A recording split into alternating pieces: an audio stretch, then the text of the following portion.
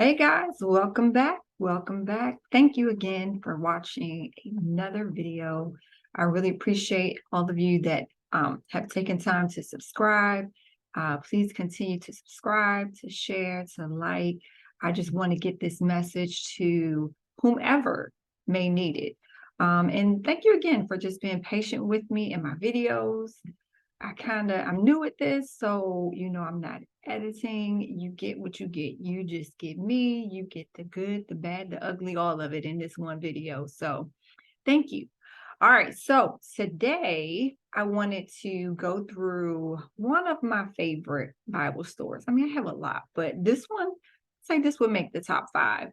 And I wanted to go over this because I feel like this is one of those stories that most people, you can relate to one side or the other of this particular story.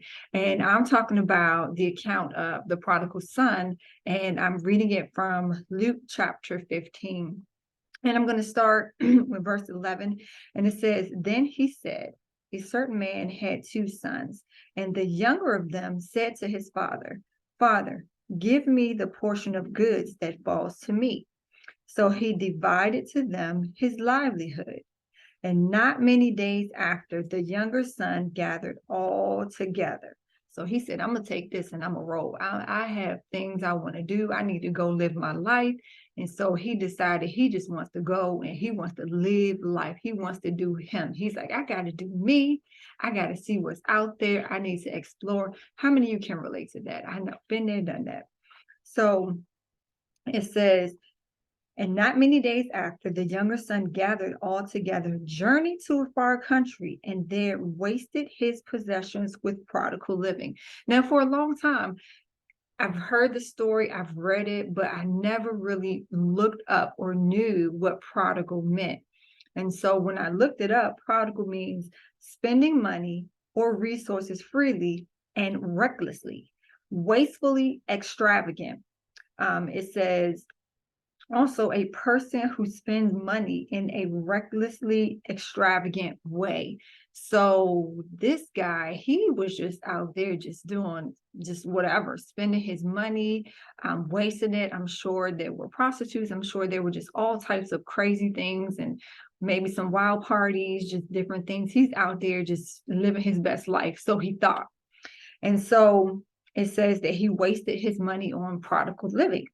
But when he had spent all, there arose a severe famine in that land, and he began to be in want. Now, I honestly believe that we're not too far off from that. I mean, some people have experienced that recently, but this is a good time to really make sure that you save, that you're sowing, that you're getting yourself and your household ready, because at any given moment, a severe famine could just really take over. So we want to make sure that this is a season that we're really preparing for whatever may come down the pipe, because we know things are coming. Things are definitely coming. When exactly, how, and what, we may not know, but trust me, something's coming.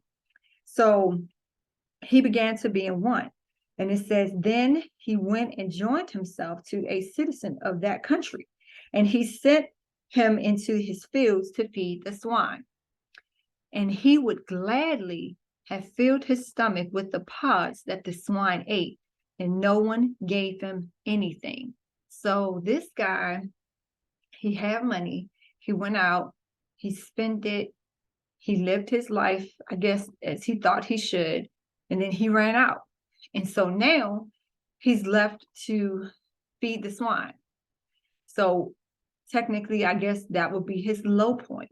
Now, how many of you can relate? How many of you have ever been to that point where it's like you've had, then you've lost it all, and it's to the point where you're like questioning, where did I go wrong? What should I do? Why am I at this point?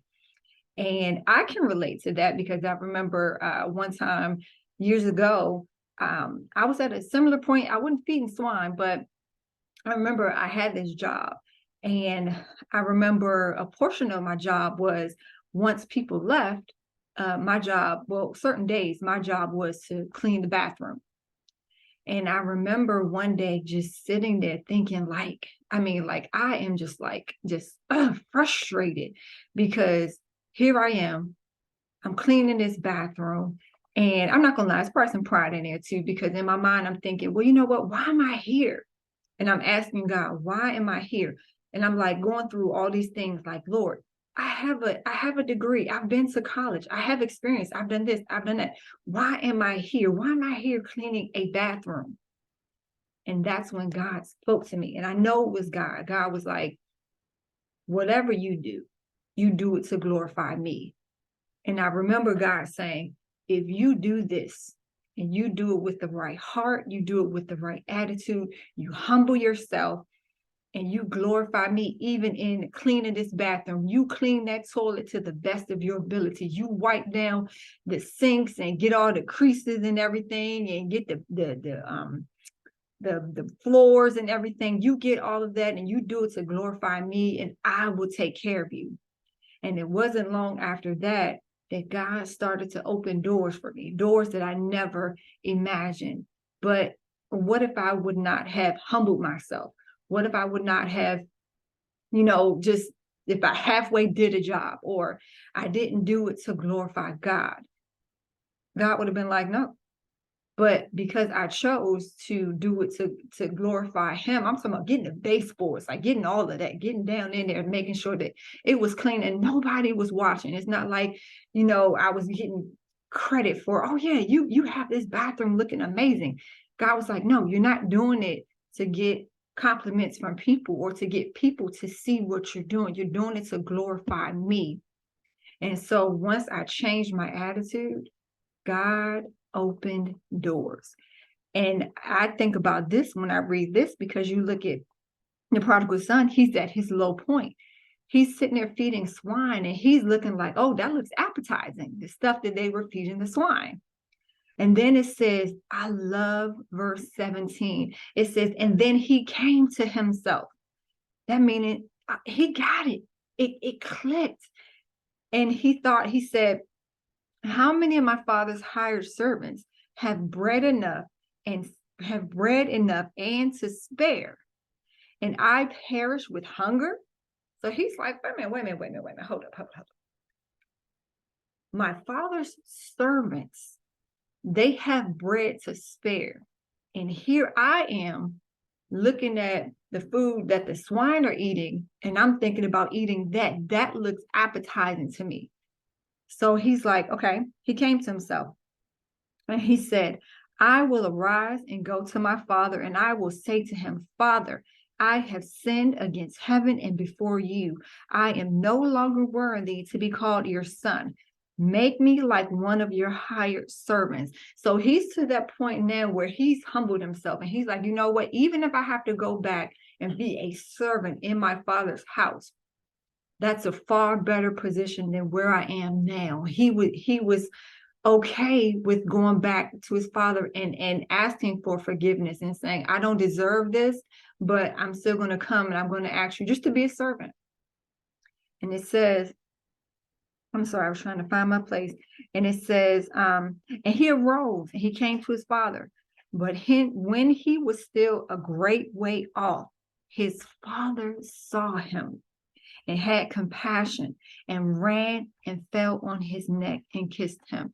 That's the thing that one of the points that I really wanted to emphasize within this story. A lot of times we get off track and we don't realize that God is right there waiting for us. God is like, I'm here. I have not left you. I'm right here waiting for you. God meets you right where you are. Here this young man was at his lowest of lows, ready to come back and be a servant because he's been out there feeding the pigs, ready to eat with them. And he didn't even realize that his father is right there waiting for him, ready to embrace him and take him in. His father was so glad to see him. And it's the same thing with God. God is waiting for you. He loves you. He wants you to get back into your rightful position. Let me not get ahead of myself. Okay, so it says, and the son said to him, Father, I have sinned against heaven. Now remember, he's already played out everything that he was going to say. And so he's just going through it. He already has it in his mind. He's probably been rehearsing this for a while. So he says, Father, I've sinned against heaven and in your sight, and I'm no longer worthy to be called your son. But the father said to his servants, bring out the best robe and put it on him, and bring a ring on his hand and sandals on his feet. So this joker been walking barefoot. He been out there with the pigs. He done walked all this long way. He don't have shoes on. His father's like, come on, I got to get you back in your rightful place. And he said, and bring the fatted calf here and kill it and let us eat and be merry. So it's time to party.